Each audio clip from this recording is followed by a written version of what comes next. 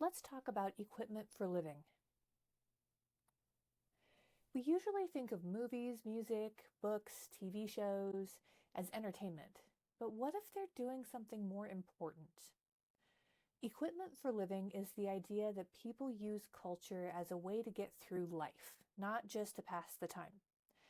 This concept comes from Kenneth Burke, who argued that humans don't just use language to describe the world, we use it to cope with it. At its core, equipment for living refers to the rules and guidance culture gives us about how to live. That includes ideas about what's desirable or undesirable, what's appropriate or inappropriate, what's necessary or unnecessary.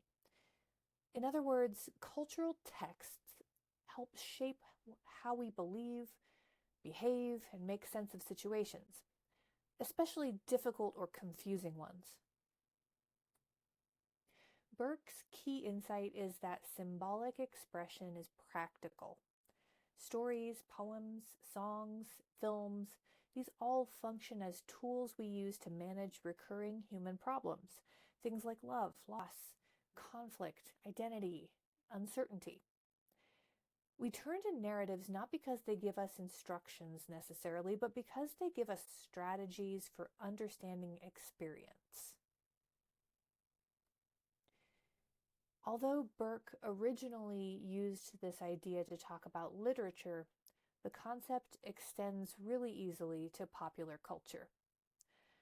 Author and critic Michael Robbins applied equipment for living to pop music and contemporary art, showing how even mass-produced culture can help people interpret their lives.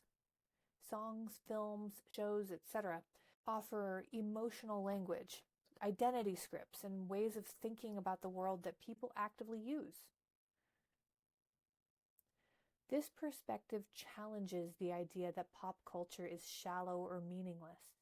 Instead, it treats popular media as something people use to define values and interpret reality, even when life feels confusing or contradictory.